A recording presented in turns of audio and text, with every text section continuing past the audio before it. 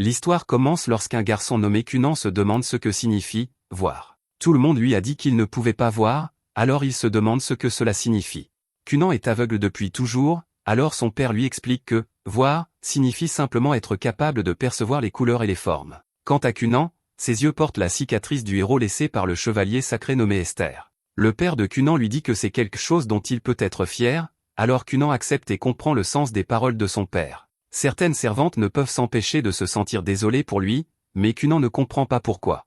Il n'a jamais connu autre chose, alors il ne comprend pas pourquoi elles le plaignent de ne pas pouvoir voir. Un jour, Cunan est emmené rencontrer une certaine mademoiselle Génie, et il se demande s'il doit vraiment étudier la magie. On lui répond que ce serait dommage de ne pas le faire, car Cunan est né avec une crête d'eau.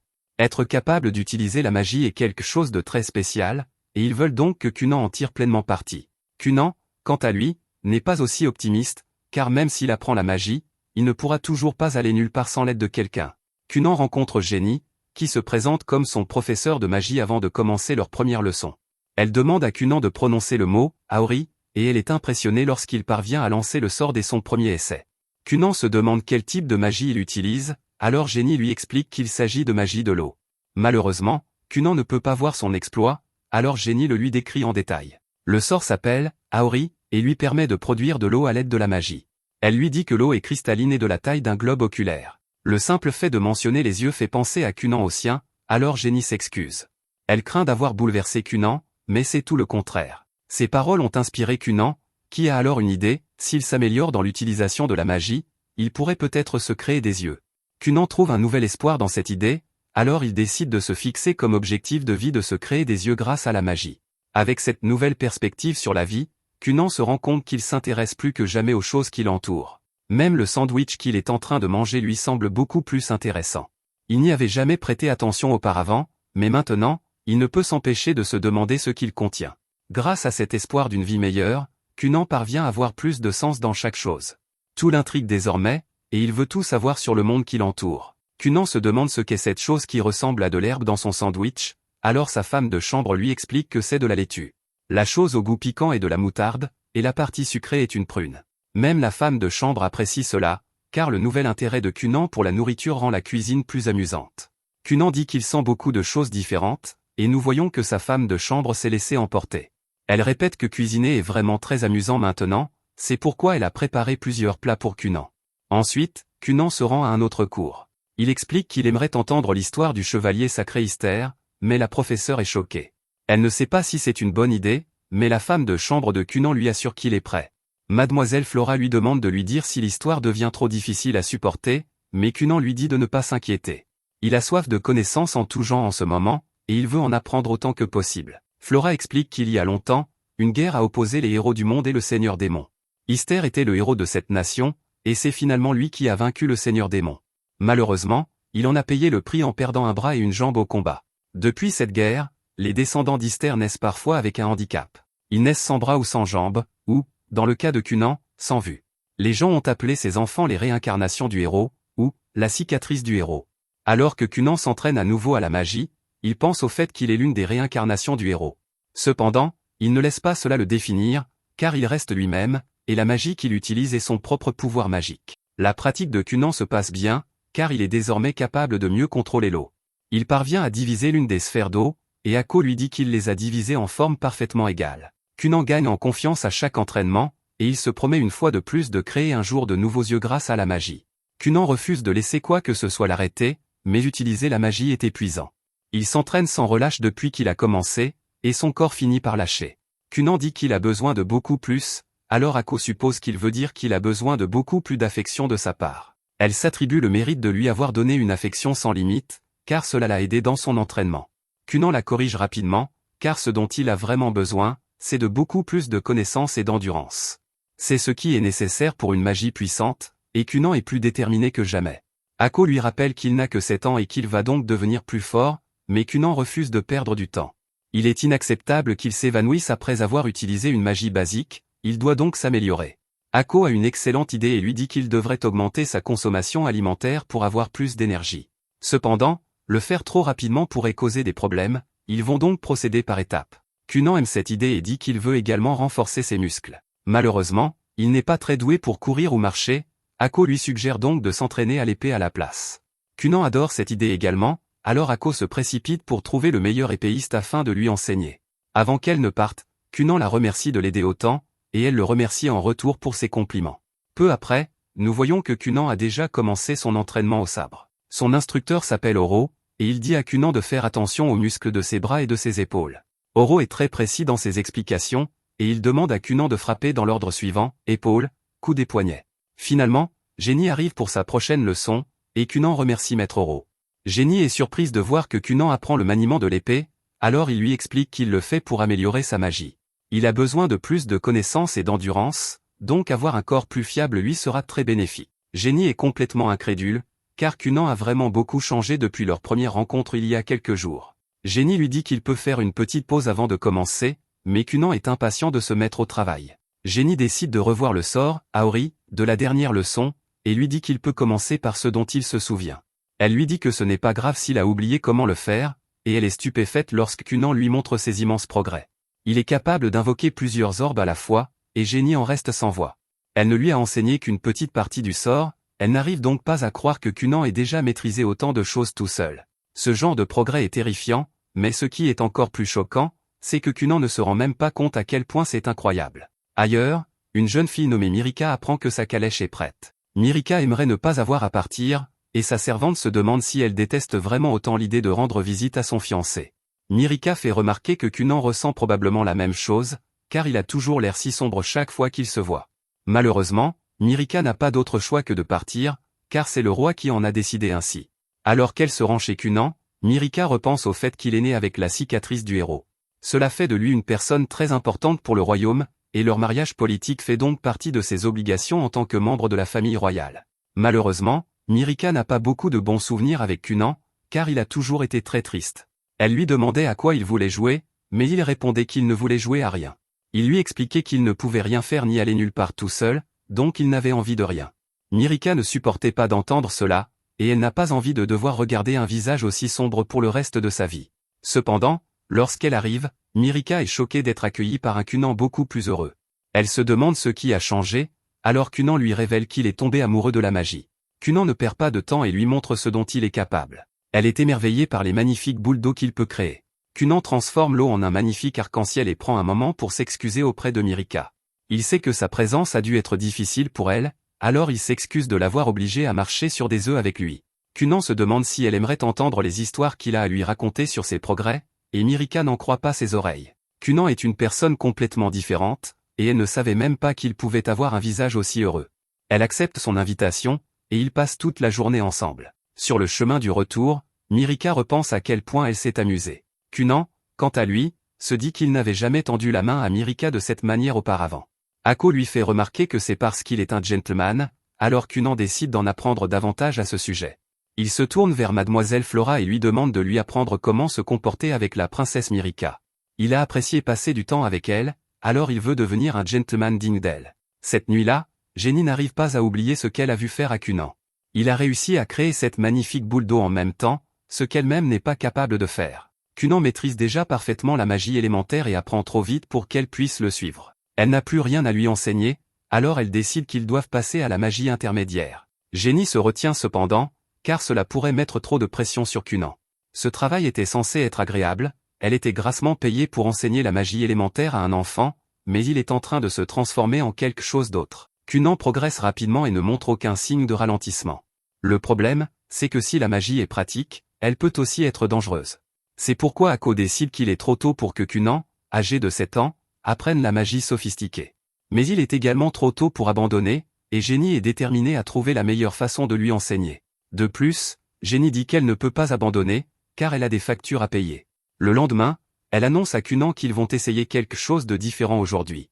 Cunan est prêt à commencer et n'oppose aucune objection à sa demande. Il déclare que sa belle voix et sa suggestion lui donnent envie d'accepter tout ce qu'elle a à dire. Le charme de Cunan est désormais hors du commun grâce à ce que Flora lui a enseigné, et Jenny a du mal à croire qu'il ait encore changé. Jenny commence une nouvelle leçon en expliquant que le sort, Aori, que Cunan utilise sert simplement à créer de l'eau. Cependant, si le sort est décomposé en différents types de magie utilisée, Cunan le comprendra mieux. Le sort, Aori, peut être décomposé en plusieurs étapes, produire de l'eau, la faire flotter, puis maintenir sa forme sphérique. En le décomposant encore davantage, on se rend compte qu'il y a beaucoup d'autres choses qui peuvent être contrôlées, sa température, sa viscosité, sa composition, sa couleur, sa forme, son odeur et son goût. Jenny lui fait une démonstration en formant 2 orbes et en demandant à Cunan de les toucher. Cunan s'exécute et remarque immédiatement que l'un d'eux est froid et l'autre chaud. Jenny explique alors que les modifications magiques ajoutent du caractère à la magie, mais Cunan ne comprend pas ce qu'elle veut dire. Jenny explique que le caractère est ce qui définit et différencie chaque sorcier et ses talents. En modifiant sa magie, un sorcier peut créer des types de magie originaux qui lui sont propres. Cunan comprend maintenant qu'il peut modifier les détails de sa magie et y insuffler ses propres caractéristiques. Cunan utilise à nouveau Aori, mais cette fois-ci, il fait quelque chose de différent. Il demande à Ako de boire l'eau, et elle est étonnée de constater qu'elle a le goût de la prune. Elle est vraiment impressionnée, mais Jenny est terrifiée. Elle est restée éveillée toute la nuit pour mettre au point cette leçon de modification magique, mais Cunan a réussi à la maîtriser en quelques secondes. Cunan dit que cela n'a pas été facile, mais il promet à son professeur qu'il apprendra à faire toutes les modifications dès qu'il le pourra. Cette nuit-là, nous voyons que Cunan a étudié sans relâche et qu'il s'entraîne même dans son lit. Il réfléchit à la façon dont il peut reconnaître la forme et l'odeur des choses, mais il ne connaît pas les couleurs car il ne peut pas voir. Sans cela, Cunan sait qu'il ne pourra pas créer de modifications magiques, et il ne pourra certainement pas créer de globes oculaires. Cunan se persuade cependant qu'il trouvera un moyen, car il veut désespérément voir tout ce que le monde a à offrir. Un peu plus tard, Ako demande à Cunan de créer de l'eau afin qu'elle puisse lui préparer du thé. Cunan utilise Aori pour créer une autre sphère, qu'il lui envoie comme d'habitude. Cependant, alors que l'eau se dirige vers elle, Cunan laisse échapper un cri de surprise. Ako se demande s'il y a un problème, alors Cunan lui révèle qu'il pense avoir vu quelque chose. Ako n'arrive pas à croire qu'il ait pu voir quelque chose, alors elle lui dit que s'il plaisante, elle le punira. Cunan répond qu'il n'en est pas sûr non plus et que, techniquement, il n'a pas vraiment vu. Ako lui demande d'arrêter de plaisanter, alors Cunan lui explique exactement ce qui s'est passé. Ses yeux n'ont en réalité rien vu, mais il a l'impression d'avoir vu des couleurs grâce à sa magie. C'était plutôt comme s'il avait senti à quoi ressemblaient les choses, mais il ne peut pas vraiment l'expliquer. Cunan prend alors une pomme et se demande si elle est rouge. La pomme est en fait verte, alors Cunan en prend une autre et cette fois, il devine juste. Ako est étonné, car cela signifie que Cunan est capable de percevoir les couleurs, le seul problème étant qu'il ne connaît pas encore les noms des couleurs. C'est compréhensible, car Cunan ne les a jamais vus auparavant, il doit donc simplement apprendre à associer des mots aux choses qu'il peut détecter maintenant. Ako pense qu'il devrait tester sa nouvelle capacité, elle lui demande donc de compter le nombre de pommes. Cunan compte 3 pommes rouges et 2 vertes, Ako est donc une fois de plus émerveillé. Il est vraiment capable de voir les choses grâce à sa magie, c'est comme une sorte de miracle. Plus tard, le père de Cunan est choqué d'apprendre que Cunan est capable de voir les couleurs. Ako explique que cela ne concerne qu'une petite gamme, mais Cunan semble désormais capable de reconnaître les couleurs. Plus un objet est proche, plus il est net, et il peut également reconnaître la couleur lorsqu'il le touche. Cunan peut même utiliser cette capacité sur des livres en suivant l'encre pour reconnaître les couleurs et les images. Il n'a pas encore appris à lire les lettres, mais il a déjà dévoré plusieurs livres d'images et encyclopédies. Arson est très impressionné par les progrès de Cunan, il dit donc à Ako qu'elle devrait revenir vivre dans la maison principale. Le travail d'Ako consistait à surveiller Cunan, car son état nécessitait une attention constante, mais cela ne semble plus être nécessaire. Ako refuse l'offre, soulignant que Cunan est en train de changer beaucoup en ce moment. Chaque jour est une lutte pour lui, et changer son environnement pourrait l'empêcher d'atteindre ses objectifs. C'est la dernière chose qu'elle souhaite, alors Ako décide de rester à ses côtés.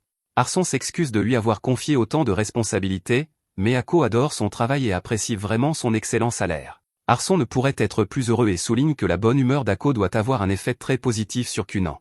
Ako est reconnaissante pour ses mots aimables, mais elle répond qu'au lieu d'un compliment, elle préférerait vraiment une augmentation.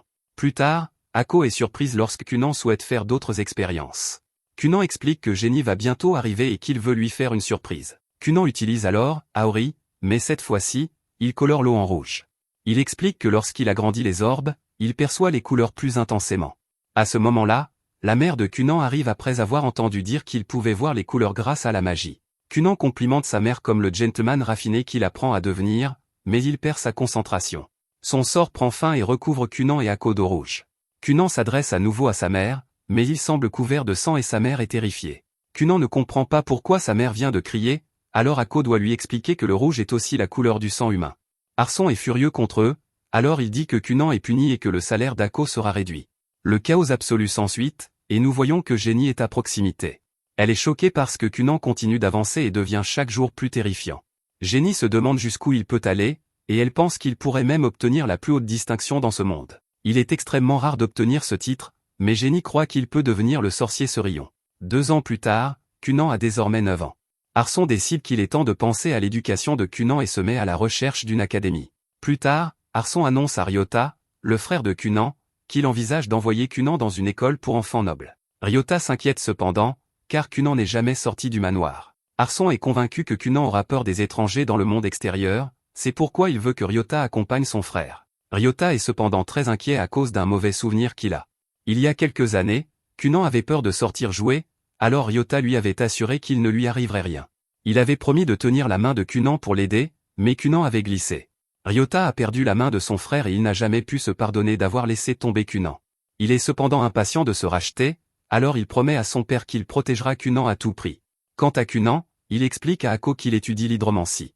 Pour cela, il faut mettre de l'eau dans un récipient traité avec des pouvoirs surnaturels. Cela permet à l'utilisateur de prédire l'avenir ou de rechercher des objets perdus. Akko se demande s'ils peuvent rechercher la jeunesse et la beauté qu'elle a perdue au fil des ans, mais c'est juste une occasion de plus pour Cunan de faire preuve de charme. Il montre à quel point il a progressé en disant à Akko de ne pas s'inquiéter, car elle est jeune et en pleine fleur de l'âge. Elle se demande s'ils peuvent l'utiliser pour lui trouver un futur mari, mais Cunan, toujours aussi suave, lui répond que les hommes feront la queue pour être avec elle. Comme Cunan a un autre cours avec Mademoiselle Flora, elle ne peut s'empêcher de penser au progrès qu'il a accompli. Elle lui a enseigné les manières d'un gentleman noble, et maintenant il s'exprime avec beaucoup d'assurance. Sa seule inquiétude est qu'il puisse être perçu comme un peu superficiel, et Cunan n'arrange pas les choses en complimentant son professeur. Elle est néanmoins soulagée, car comparé à son état dépressif d'il y a 2 ans, Cunan est devenu beaucoup plus gentil. Ensuite, Akko emmène Cunan voir son père. Il fait cependant un froid glacial dehors, alors Cunan utilise Aori pour créer des boules d'eau chaude. Leur chaleur est incroyablement apaisante, et Akko est émerveillé par leur douceur. Cunan explique qu'il a enfermé de l'eau dans une membrane ultra douce et extensible, ce qui donne aux boules une texture presque semblable à celle d'un oreiller. Il précise qu'il ne s'agit que d'un prototype, mais Akko dit qu'elle aimerait déjà avoir un lit fait de ce matériau. Cunan ne peut s'empêcher de se demander pourquoi son père veut le voir, et il craint d'avoir fait quelque chose de mal. Akko fait remarquer que Cunan n'a rien fait de mal récemment, car il a tiré les leçons de l'incident de la mer de sang, il y a 2 ans. À leur arrivée, Cunan est accueilli par son frère. Ryota demande à Cunan s'il souhaite qu'il le guide, mais Cunan refuse. Il perçoit désormais très bien son environnement et n'a plus besoin d'aide. Ryota ne peut s'empêcher de penser à l'époque où son frère avait toujours besoin de lui, et Cunan sent que quelque chose ne va pas. Ryota dit que ce n'est rien, qu'il est simplement impressionné par ce que Cunan est capable de faire avec la magie. Lorsque Cunan rencontre ses parents, Arson lui dit qu'ils ont quelque chose d'important à lui annoncer. Flora les a informés que Cunan avait terminé son apprentissage à l'école pour enfants nobles. Il a fait d'énormes progrès grâce à l'enseignement à domicile, mais il se demande si Cunan serait intéressé par l'école traditionnelle. Cunan répond immédiatement que cela ne l'intéresse pas, car il ne voudrait pas déranger son entourage.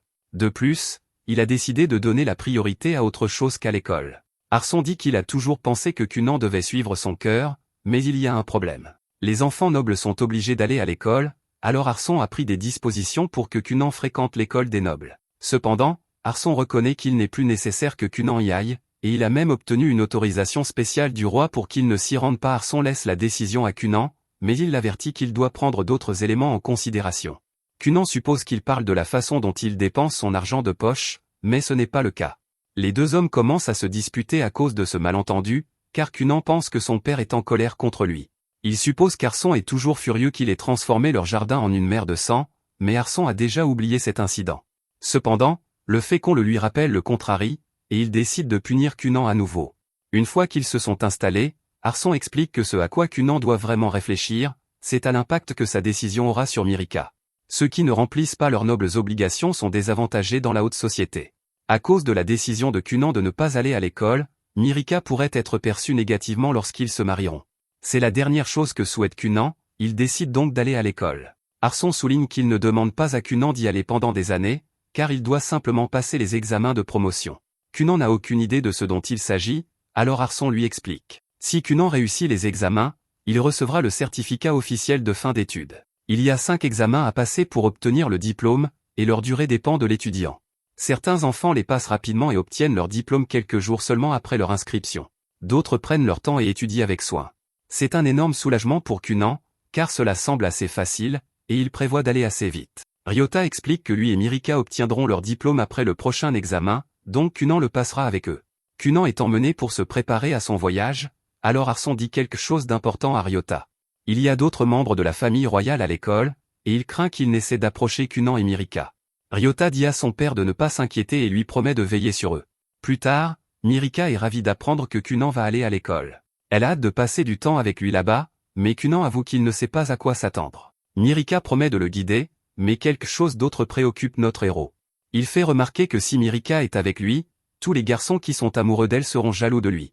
Mirika répond que cela ne posera pas de problème, alors Kunan se demande si c'est parce qu'elle n'est pas populaire. Mirika se sent insultée et lui assure que beaucoup de garçons l'apprécient. Kunan n'a pas envie de les affronter, alors il se demande s'il ne devrait pas se procurer une nouvelle canne pour se défendre. Finalement, nous voyons que Kunan est fin prêt pour sa nouvelle aventure. Ako est émerveillé par son allure élégante et lui dit qu'il ressemble à un prince de conte de fées.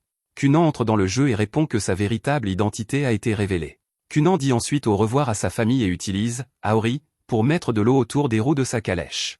Cela permet d'éviter que la calèche ne rebondisse, et Ryota est impressionné par la douceur du trajet. La magie est vraiment pratique, et Kunan est très heureux de l'avoir découverte. Comme la magie est si polyvalente, Kunan espère pouvoir lui aussi trouver un emploi à l'avenir. Ryota est sûr que Kunan doit être nerveux à l'idée de voyager si loin de chez lui, mais Kunan lui fait remarquer qu'il est devenu un peu plus fort. Kunan révèle qu'il sait à quel point son frère s'est inquiété pour lui. Il sait également que Ryota s'est senti coupable lorsqu'il est tombé ce jour-là. Kunan assure à son frère qu'il va bien maintenant et que beaucoup de choses ont changé. Avant, il souhaitait simplement disparaître, mais maintenant, il est déterminé à survivre quoi qu'il arrive. Ryota est extrêmement soulagé, car Kunan a vraiment beaucoup changé depuis qu'il a appris la magie. Kunan poursuit en disant qu'il a la volonté de vaincre même si le reste du monde périt. Kunan devient à ses extrêmes maintenant, alors Ryota se demande si son frère ne s'emballe pas un peu trop. Mais Kunan n'en a pas fini, car il jure de survivre à tout le monde, à tel point qu'il se sent mal pour l'humanité tout entière. Ryota n'aurait jamais pu imaginer Kunan ainsi, alors il se demande si c'est vraiment son petit frère. Alors que Ryota est stupéfait, Kunan se rend compte qu'ils approchent de l'école. Elle n'est même pas visible d'ici, alors Kunan explique qu'il sent la présence de beaucoup de gens à proximité. Finalement, ils arrivent à l'école et sont accueillis par Mirika. Kunan est toujours aussi charmant, alors il demande à Mirika s'il peut avoir la moitié de sa journée pour lui dire à quel point il est heureux d'entendre sa belle voix dès le matin. Mirika répond à son énergie et lui dit que sa cravate est adorable. Kunan est d'accord, mais il se demande si elle est encore plus adorable qu'elle. Mirika répond que non, et il en est ravi, car si c'était le cas, il l'aurait déchirée. Les deux continuent ainsi pendant un moment, et Ryota ne peut que se demander ce qui ne va pas chez eux. Mirika s'apprête à les conduire à l'intérieur, mais elle se demande s'il y a un problème, car Kunan ne les suit pas. Kunan est devenu complètement silencieux, car il peut entendre les voix de tout le monde dans l'école. Il y a tellement de gens à l'intérieur et leurs voix sont incessantes. C'est la première fois que Kunan se trouve dans un espace public avec d'innombrables personnes, et il est sûr que son ancien moi aurait pris la fuite. Mais Kunan est une personne différente maintenant, alors il entre avec assurance. À proximité, une professeure nommée Caste pense qu'il est presque l'heure d'accueillir son nouvel élève. Il s'agit de Kunan, et elle sait qu'il est le noble avec la cicatrice du héros. Elle a entendu dire qu'il était très timide et se demande si une enseignante novice comme elle sera capable de lui faire visiter les lieux. À ce moment-là, des filles s'extasient devant un nouvel élève. Elles disent qu'il est incroyablement charmant et le comparent à un prince. Elle parle de Kunan, et Caste n'arrive pas à croire que ce soit le même garçon dont elle a entendu dire qu'il était si timide. Caste se présente et explique quel sera le guide de Kunan. Kunan fait preuve de son charme habituel, et Caste ne peut s'empêcher de se demander si ce garçon est réel. À ce moment-là, la cloche de l'école sonne, ce qui signifie que le groupe de Kunan va devoir se séparer. Ils promettent de se retrouver à l'heure du déjeuner, et Ryota demande à Caste de prendre soin de son frère. Le groupe se sépare, et Caste a le sentiment que guider Kunan va lui demander beaucoup de travail. Pendant ce temps, certains élèves font remarquer que Kunan, le héros balafré, est enfin arrivé. Certains d'entre eux ont entendu dire que Kunan avait reçu la bénédiction du roi, car il est le premier héros balafré à être né depuis 100 ans. Cela contrarie leur chef, alors le gamin se ravise et dit que Kunan n'a pas l'air si extraordinaire que ça. Ses enfants sont terrifiés par le garçon nommé Lail et disent que la cicatrice du héros n'est probablement qu'une superstition. La haine de Lail pour Kunan est déjà très claire, et il dit à sa bande qu'il est temps de partir. Ensuite, Caste donne à Kunan un aperçu des examens de promotion. Il sait déjà que s'il réussit les 5 examens, il recevra le certificat de fin d'études, mais ce n'est pas tout. Caste explique que de nombreux élèves obtiennent leur diplôme en 3 à 5 ans. Les examens de promotion servent à évaluer ce qu'un élève a appris au cours des derniers mois ou de la dernière année. Si un élève écoute en classe, cela ne sera pas difficile, mais s'il échoue à l'examen, il ne pourra pas le repasser avant un mois. Kunan comprend maintenant qu'en gros, s'il réussit un examen, Il peut passer au suivant, mais s'il échoue, il ne pourra pas passer le suivant avant un mois. Cast poursuit en expliquant que normalement, après avoir passé un examen, il y a une période de préparation pour le suivant. Cependant, à titre exceptionnel, les examens de Cunan auront lieu dans un délai plus court. Cunan ne comprend pas ce qu'elle entend par « exception », alors elle lui explique qu'elle a reçu l'ordre de ses parents de procéder ainsi. Cunan est contrarié par cette situation, car il explique que son père et le roi sont les meilleurs amis du monde. Il s'agit là d'un cas flagrant de népotisme, et il s'excuse que son père ait fait pression sur l'école pour qu'elle lui accorde une exception. Cependant, cela dépasse les compétences de Cast, qui répond qu'elle fera comme si elle n'avait rien entendu. Cast lui fait passer l'examen, mais Cunan n'a pas fini d'expliquer. Il souligne que son père et le roi sont très proches et qu'ils sont amis depuis la génération précédente. Cast ne veut vraiment pas avoir d'ennui, alors elle supplie simplement Cunan de commencer l'examen. Après coup, Cast dit qu'elle ne s'attendait pas à ce que Cunan continue à bavarder pendant toute la durée de l'examen. Elle est en train de corriger sa copie et elle est stupéfaite de constater qu'il a tout bon. Il était vraiment distrait à cause de toutes ces discussions, elle ne comprend donc pas comment il a pu obtenir un si bon résultat. Ailleurs, Cunan retrouve Mirika pour déjeuner. À ce moment-là, il tombe sur Lyle, et Mirika est clairement gênée. Une foule commence à se rassembler autour d'eux, et Cunan se demande ce qui se passe. Il sent la tension monter et se demande qui est cet homme devant eux. La foule grossit encore, et Ryota arrive et constate qu'il se passe quelque chose. Il s'avère que Lyle est le prince, et il se demande si ce « morveux » devant lui a vraiment reçu la bénédiction de son père. Lyle est également le frère de Mirika, qui le supplie d'arrêter, mais il lui dit de ne pas s'en mêler. Cunan, quant à lui, est contrarié car il passait un bon moment avec Mirika. Peu lui importe qui est cette personne, car si elle contrarie Mirika et se met en travers de leur chemin, alors c'est son ennemi. Cunan se prépare à gérer la situation, mais Ryota arrive avant que les choses ne dégénèrent. Il se demande ce qui se passe, mais là il est furieux. Il traite Ryota d'irrespectueux, car il ne lui a jamais donné la permission de parler. La bande de Lyle commence à s'en prendre à Ryota, qui n'arrive pas à croire que la royauté s'en prenne déjà à Cunan dès le premier jour. À ce moment-là, Cunan prononce doucement le mot « Aori ». Cela lui permet de contrôler toute l'eau dans les environs sans que personne ne s'en aperçoive. Il utilise alors son immense et impressionnant pouvoir pour verser cette eau sur le pantalon de Lyle. Ryota se rend vite compte qu'il est inutile de raisonner Lyle, mais ce n'est pas grave, car Cunan s'en est occupé. Cunan dit qu'il semble que Lyle se soit mouillé, et Lyle est choqué de constater que son pantalon est tout mouillé. Lyle essaie de nier, mais il est trop tard, le mal est déjà fait. Tout le monde pense qu'il vient de se salir, mais les amis de Cunan savent que c'est lui le responsable. Personne d'autre ne le sait cependant, et Lyle s'enfuit, complètement embarrassé. Cunan est satisfait d'avoir éliminé cette nuisance, et déclare qu'il est temps de se régaler. Ryota n'est cependant pas aussi content de la situation, car il est sûr que Cunan est derrière cette attaque. Cunan ignore simplement ce fait et dit qu'il a envie d'un hamburger. Pendant qu'il mange, Mirika explique que Lyle est son frère. Cunan est horrifié d'entendre cela, car il ne peut même pas imaginer un grand frère qui n'aime pas ses frères et sœurs. Malheureusement, ses amis lui expliquent que cela existe, alors Cunan dit qu'il est heureux que Ryota soit son grand frère. Ryota partage ce sentiment et ne peut s'empêcher de penser à quel point Cunan a changé. Il était toujours très timide, mais maintenant, il s'affirme face au prince. Le prince est pratiquement intouchable, et Ryota ne sait pas comment il va expliquer ce qui s'est passé à leur père. Mirika dit que c'est simplement la nouvelle personnalité de Cunan, qu'ils ne doivent pas s'inquiéter et qu'ils devraient simplement profiter de leur repas.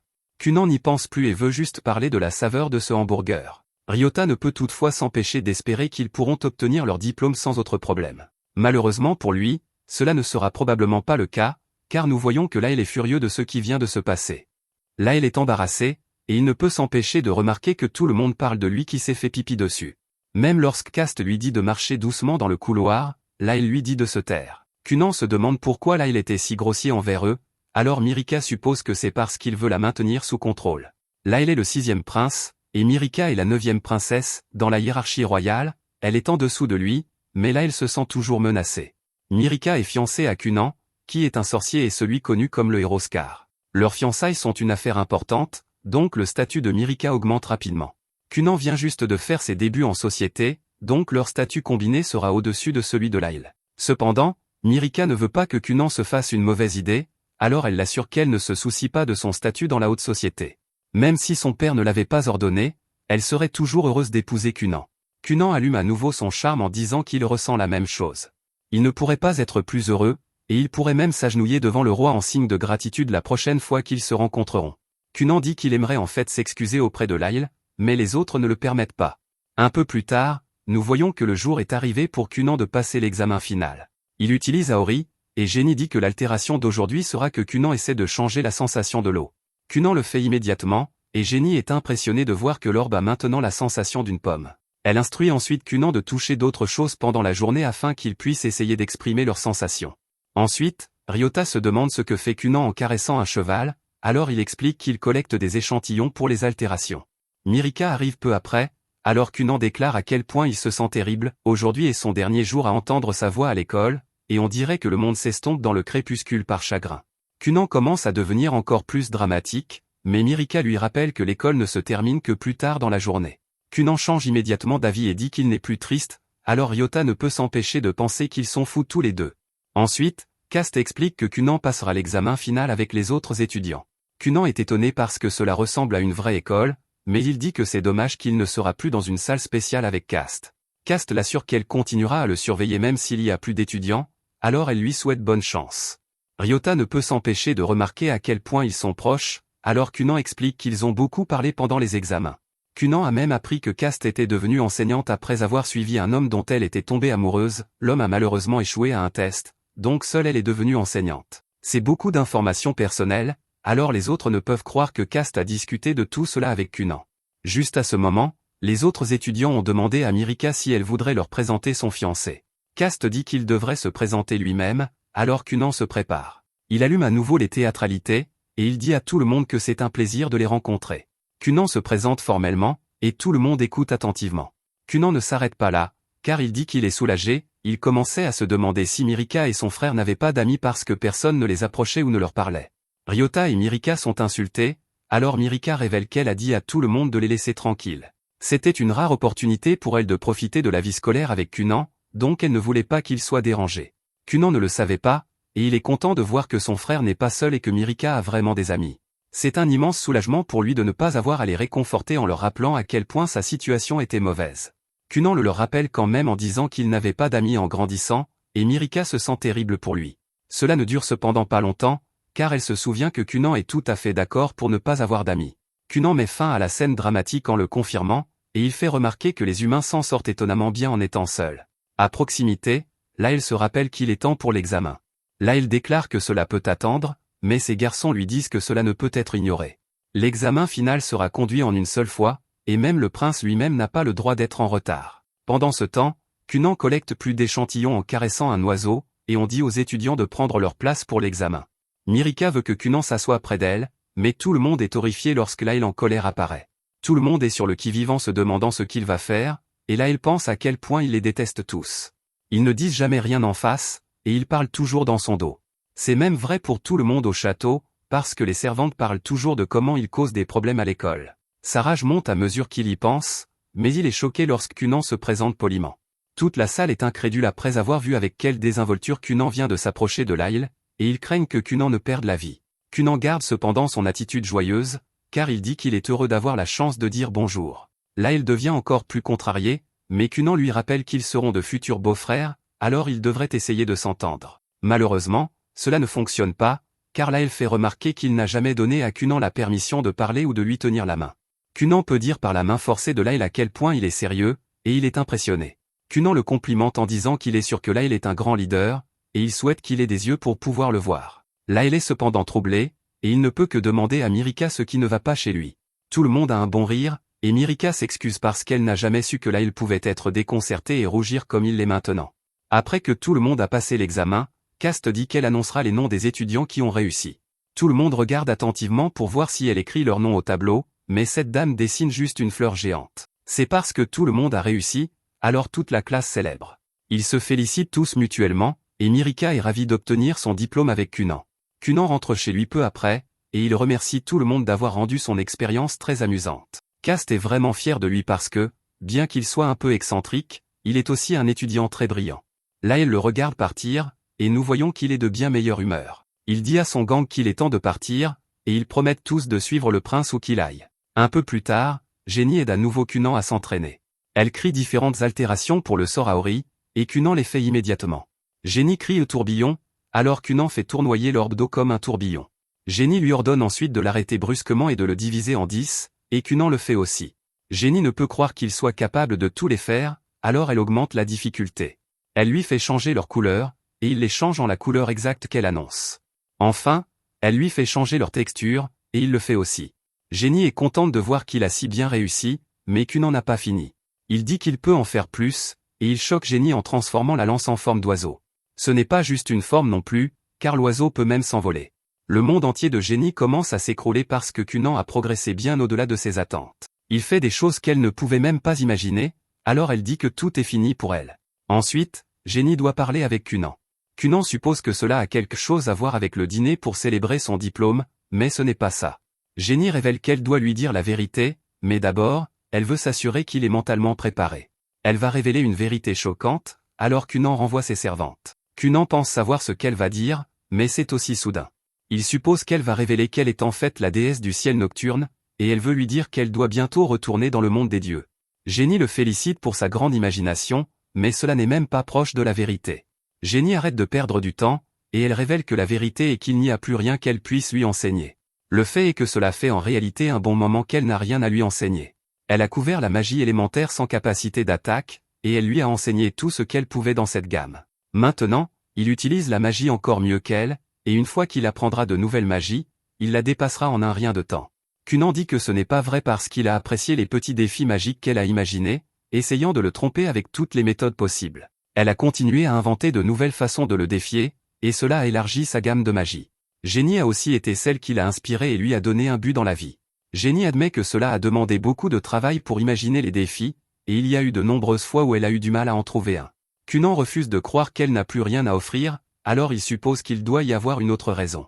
Il se demande si elle veut en fait arrêter parce que son salaire est bas, alors il dit qu'il peut demander à son père de lui donner une augmentation. Jenny révèle que c'est en fait le contraire, parce qu'il est insupportable d'être payé autant alors qu'elle n'a pas de travail à accomplir. Elle est à sa limite, et elle pense que Cunan mérite mieux. Jenny dit ensuite qu'il devrait avoir un sorcier exceptionnel, bien meilleur qu'elle, comme enseignant. Elle ne peut plus l'aider à s'améliorer, et elle ne peut plus le guider. Cunan sait qu'elle ne faisait qu'assembler les leçons avec de petits défis, mais il dit que c'est toujours un talent. Elle en a imaginé tellement, et ils ont tous été très utiles. Cunan ne veut pas qu'elle parte, alors il lui dit simplement de continuer à le tromper. Il veut désespérément qu'elle continue d'être son enseignante, alors il exige à nouveau qu'elle continue à le tromper. Alors que Cunan fait sa supplique, un tas d'animaux qu'il a créés avec le sort Aori commence à apparaître. Ils entourent tous Jenny, mais elle dit toujours qu'elle ne peut plus lui enseigner. La magie de Cunan est bien plus avancée que la sienne maintenant, et elle fait ce qui est le mieux pour lui. Les deux se disputent pendant un moment, mais à la fin, Jenny décide qu'elle doit partir. En partant, Jenny ne peut s'empêcher de penser que Cunan est un génie indéniable. Il a un potentiel illimité, et il a ce qu'il faut pour devenir le sorcier sérien. Même avec des talents donnés par les dieux, Cunan est passé par d'innombrables essais et erreurs, et il s'est mis au défi de tout surmonter. Jenny est inspirée par l'éthique de travail de Cunan, alors elle décide de se pousser elle aussi. Elle dit qu'elle ne peut pas perdre face à son propre étudiant, alors elle veut rendre visite à son propre enseignant pour pouvoir continuer à apprendre elle-même. Plus tard, Cunan est choqué d'apprendre que Flora a également démissionné. Cunan a terminé le programme et a obtenu son diplôme de l'école des enfants nobles, donc Flora n'avait plus rien à lui enseigner. Flora a dit qu'elle n'aurait pas pu retenir ses larmes, alors elle ne s'est pas dit au revoir en personne. Cunan dit qu'il lui écrira une lettre, alors Echo a une requête. Elle veut que Cunan demande à Flora s'il y a un homme dans son manoir avec qui elle pourrait la mettre en relation, parce qu'elle cherche toujours un mari. Cunan ne peut croire qu'elle veuille partir aussi, mais Echo l'assure qu'il ira bien tout seul maintenant. Cunan fait remarquer que tout le monde part, et il craint qu'il ne meure de solitude. Il ne veut vraiment pas qu'Echo parte, alors il refuse de demander pour le grand et bel homme qu'elle cherche. Cette nuit-là, Cunan dit à son père ce que Jenny a dit à propos de lui trouvant un sorcier exceptionnel pour lui enseigner. Heureusement, Ryota a une suggestion, parce qu'il a entendu une rumeur à l'école qu'il y a un sorcier royal extraordinaire. Arson essaie d'intervenir, mais Ryota continue. Ryota dit que le nom du gars ressemblait à quelque chose comme Zeyo, et leur mère a entendu parler de lui. Son nom est Zéonli, et il est connu pour être un sorcier d'une immense puissance et beauté. Cunan se demande si le gars acceptera d'être son enseignant, mais Arson dit à tout le monde d'attendre. Il dit qu'il est impossible d'inviter un sorcier royal ici, mais Cunan ne peut pas comprendre pourquoi. Cunan rappelle à son père qu'il a des relations parce qu'il est le meilleur pote du roi. Arson ne peut que se demander où Cunan apprend à parler comme ça, et il détermine que cela doit venir d'Echo. Arson explique ensuite à quel point il serait impossible d'avoir le sorcier royal comme enseignant. Ils sont directement sous la chaîne de commandement du roi, et personne ne peut leur donner d'ordre à part le roi. Ils quittent rarement le château, et entrer en contact avec eux est restreint. Rencontrer Zeyo directement serait difficile, et le faire venir à leur maison sera impossible. Arçon espère que Cunan abandonnera simplement l'idée, mais il a tort. Cunan a une idée, alors il dit qu'il devrait accompagner Arçon la prochaine fois qu'il visite le château. Il imagine un scénario où il se perd et les sorciers royaux viennent l'aider. Il pense que cela le mènera à devenir leur apprenti, mais Arçon ne peut croire à quel point ce plan est défectueux. Cunan assure à son père que son plan a un taux de réussite de 90%, mais Arçon en doute fortement. Arçon trouve des failles dans son terrible plan, mais Cunan demande à sa mère, et elle pense que c'est une excellente idée. Elle aide Cunan à convaincre Arçon, alors Arçon accepte de demander au roi. Cunan est très reconnaissant, mais Arçon lui rappelle de ne pas se faire trop d'espoir. Ailleurs, un grand maître est informé à propos de Cunan et de sa demande. C'est un sorcier de niveau apprenti, et il demande à étudier sous un sorcier royal, mais c'est inouï. Le pouvoir et le statut ne signifient rien pour les sorciers royaux, et ils ne se soucieront pas de la proximité d'un noble avec le roi. Le grand maître lit le profil de Cunan, et il semble s'intéresser à notre héros. Merci d'avoir regardé mon récapitulatif. Assurez-vous d'aimer la vidéo.